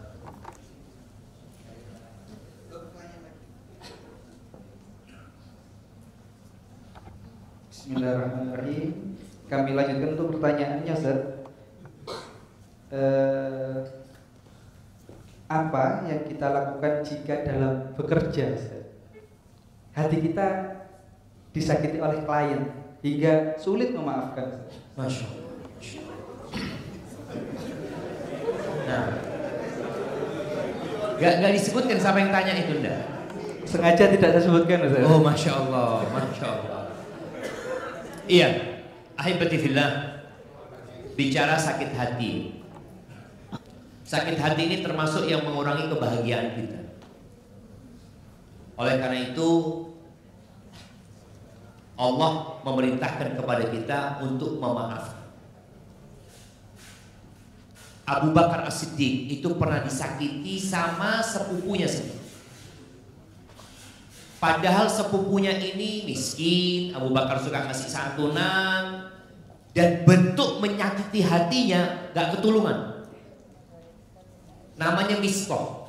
Mistoh itu ikut menuduh putrinya Abu Bakar, Aisyah, berzina. Bayangin, istrinya Nabi dituduh berzina, disebarkan kemana-mana, padahal masuk keponakannya sendiri. Sakit Abu Bakar hati. Akhirnya Abu Bakar bersumpah tidak akan memberikan santunan kepada Mistoh. Gak ada maaf buat Mistoh. Sakit. Akhirnya Allah tegur. Allah katakan falyafu wal yasfu. Hendaklah mereka memaafkan dan tidak memberikan hukuman sudah kepada orang itu. Allah mengatakan ala tuhibbuna an yaghfirallahu lan. Apakah kalian tidak mau diampuni dosanya semua? Setelah turun ayat itu, Abu Bakar mengatakan bala ya Allah, iya aku ingin diampuni dosa. Akhirnya sadar kalau kita pun punya banyak kesalahan. Abu Bakar menembus sumpahnya, lalu dia bersumpah lagi untuk tidak mencabut nafkah yang dia berikan kepada Islam. Jadi kalau bicara antum sakit hati, yang pertama sakit hati itu tidak akan mengangkat derajat antum, yang ada hanya akan membuat antum sesak dadanya. Maka usahakan memaafkan dan minta pahala di sisi Allah Azza wa Jalla. Lalu kita tahu diri, kita pun sering punya salah sama Allah. Bahkan dalam sehari berulang kali kita punya salah sama Allah SWT. Mudah-mudahan dengan cara seperti itu kita bisa menerima kesalahan orang. Dan di malam-malam Lailatul Qadar doanya apa? Allahumma innaka afuun tuhibbul afwa fa'fu anni. Ya Allah, sesungguhnya Engkau itu Maha Pemaaf, Engkau cinta dengan maaf, maafkan aku ya Allah. Masa setelah baca doa itu kita gak mau memaafkan orang lain? Kan malu. Maka mudah-mudahan kalau seperti ini kita bisa menerima dan minta pahala di sisi Allah. Ada Allah. Bismillahirrahmanirrahim. Pertanyaan selanjutnya dari Pak Maulana SD Unggulan Permata Jika. Pertanyaannya adalah bagaimana membedakan sebuah kebenaran yang itu bukan tipu daya iblis dalam perihal mengambil keputusan sehari-hari? Masya Allah. Nabi Muhammad SAW itu beliau menjadi pemimpin umat Islam. Tapi Allah mengatakan kepada Nabi, ini Masya Allah ada hubungannya dengan pertanyaan yang sebelumnya, maaf ya. Allah itu mengatakan kepada Nabi SAW, Fabima rahmatin minallahi lintada. Ini buat para pemimpin, buat para atasan ya, hendaklah mereka punya sifat lembut. Allah mengatakan atas dasar rahmat Allah kepadamu, kau dapat lembut kepada mereka. Walau kunta faddan ghalidhal qalbi lan faddu min hawlik. Apabila kau kasar, keras hatinya, ditinggal orang-orang. Terus apa kata Allah? Fa'fu anhum, maafkan mereka. Maafkan mereka. Ini Nabi disuruh memaafkan orang-orang yang nyakitin Nabi SAW. Fa'fu anhum. Yang kedua, wastaghfir lahum. Bukan hanya memaafkan, tapi kau berdoa minta agar Allah mengampuni dosa mereka. Sampai seperti itu. Jadi bukan sekedar maaf, tapi mendoakan ya Allah mudah-mudahan fulan diampuni dosa. Kemudian yang ketiga, wasyawirhum fil amr. Ini ketika mau ambil keputusan, ajak mereka musyawarah. Maka Nabi SAW subhanallah, beliau padahal dapat wahyu dari Allah, tapi tetap beliau bermusyawarah dengan perkara-perkara yang memang keputusan yang hendak diambil berkaitan dengan maslahat umum, beliau musyawarah. Mau perang Badar musyawarah, perang Uhud musyawarah, berbagai macam hal beliau, perang Khandaq beliau bermusyawarah. Jadi tatkala kita mau ambil keputusan, tadi kalau takut kita apakah ini bisikan setan, ya kita pertama minta petunjuk sama Allah Azza wa Jalla. Kemudian kita bermusyawarah. Kalau ternyata keputusannya ini Ustaz kayaknya berat buat anak, istikharah. Minta pilihan sama Allah SWT, kemudian ambil keputusan. Insya Allah orang yang beristikharah tidak akan pernah menyesal, dan orang yang bermusyawarah juga tidak akan menyesal. Jadi ketika ambil keputusan dan sudah diambil, serahkan sama Allah. Jangan pernah mengatakan, oh ini karena anak, karena pikiran aja. Fa idza azamta fatawakkal Allah. Kalau kau punya tekad sudah tadi ambil keputusan, serahkan sama Allah. Allah cinta kepada orang-orang yang bertawakal. Alhamdulillah. Menuju sholat maghrib masih 10 menit lagi. Kita lanjut pertanyaan gitu. Siap. Alhamdulillah. Terakhir, kemudian doa. Pertanyaan terakhir Ustaz, ini tentang tetangga Ustaz. Izin bertanya Ustaz tentang tetangga lingkungan rumah saya yang terkadang terbawa emosi sehingga marah-marah ke keluarganya sendiri dan marah-marahnya sampai keluar rumah. Apa yang harus kita lakukan sebagai tetangganya beliau ini? Masya Allah. Jadi dia marah di rumah, tapi tetangga dengar. Mungkin temboknya kurang tebal.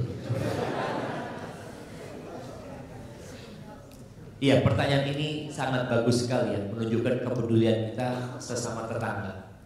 Walaupun di masa sekarang ini hak-hak tetangga itu mulai di rumah.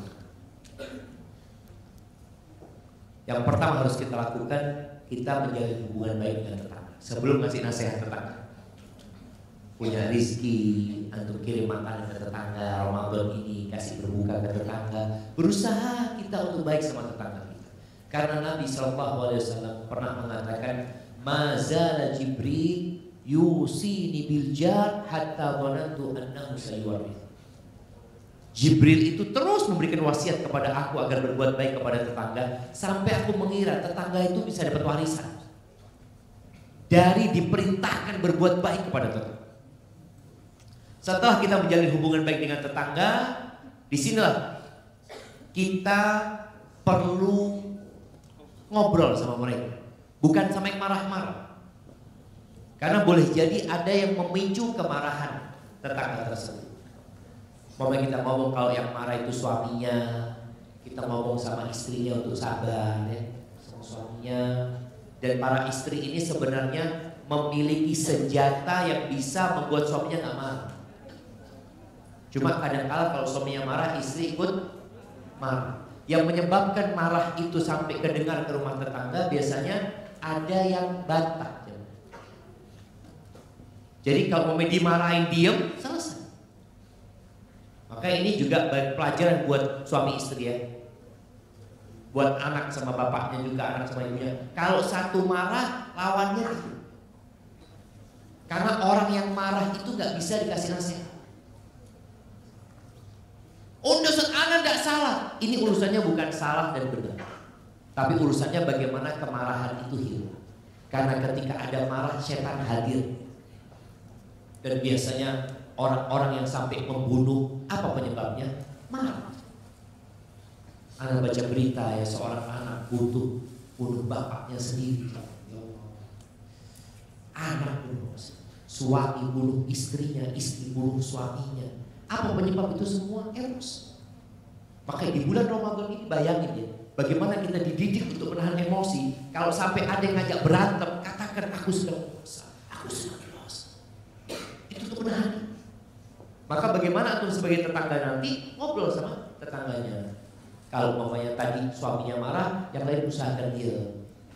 Dan nanti kalau sudah ngobrol sama, kalau bisa dekat sama tetangga yang suka marah itu bagaimana sharing sama dia. Ada nasihat Nabi SAW, datang bahwa orang kerjanya jangan marah, orang masuk surga. Insya Allah kalau kita sudah ada kedekatan, baru bisa kita kasih nasihat pada tetangga. Hadza wallahu a'lam bishawab. Nah,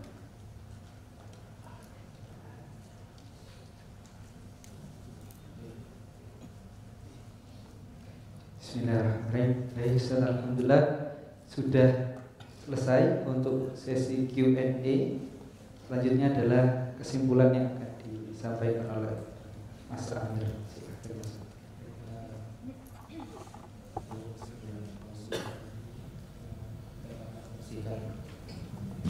Hati dan jiwa, maka hendaknya kita mengenali terlebih dahulu apa saja penyakit hati.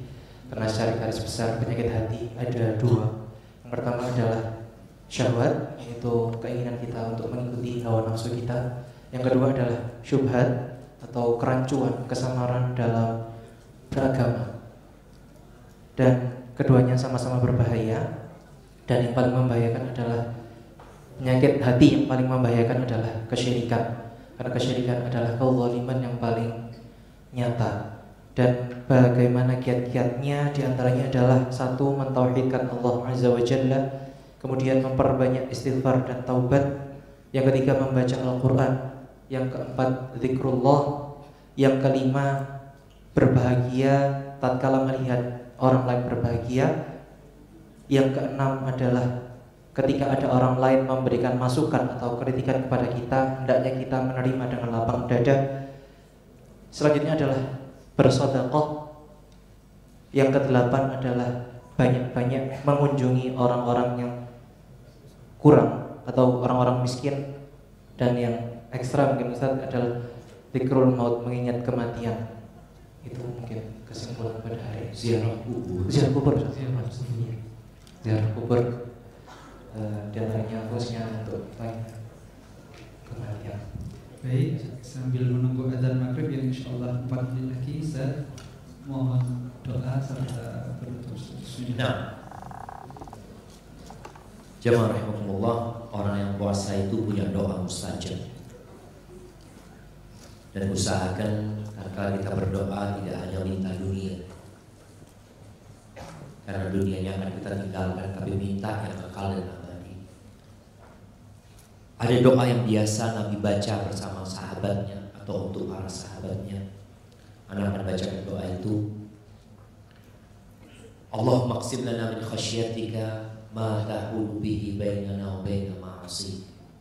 Ya Allah, bagikan buat kami rasa takut kepadamu yang dengannya kami terhalang dari berbuat dosa kepada-Mu. Wa min ta'atika ma tuballighuna bihi jannatan. Dan bagikan buat kami ketaatan kepada-Mu yang dengannya Kau menyampaikan kami ke surga. Wa minal yaqin ma tuhawwinu bihi alaina masa'ibad dunya. Dan berikan kepada kami keyakinan yang dengannya musibah-musibah dunia itu menjadi ringan buat kami. Wa matti'na bi asma'ina wa absarina wa quwwatina ma ahyaitana waj'alhu al-waritha minna. Ya Allah, jadikan kami bisa menikmati pendengaran kami, penglihatan kami, kekuatan kami selama kami hidup, dan jadikan semua itu mewarisi kami. Waj'al tha'rana ala man zalamana wansurna ala man adana wa la taj'al musibatana fi dinina wa la taj'alid dunya akbar hammina wa la mablagha ilmina wa la tusallit alaina man la yarhamuna. Ya Allah, jadikan balasan buat orang-orang yang menzalimi kami, ya Allah. Jauhkan kami dari mereka, tolong kami dari mereka. Jangan jadikan dunia ambisi kami yang paling besar, dan jangan sampai ilmu kami hanya untuk mencari dunia, dan jangan sampai musibah menimpa kami dalam urusan agama kami. Rabbana atina fid dunya hasanah wa fil akhirati hasanah wa qina adzabannar. Wa subhana rabbika rabbil izzati amma yasifun wa salamun alal mursalin walhamdulillahi rabbil alamin. Assalamualaikum.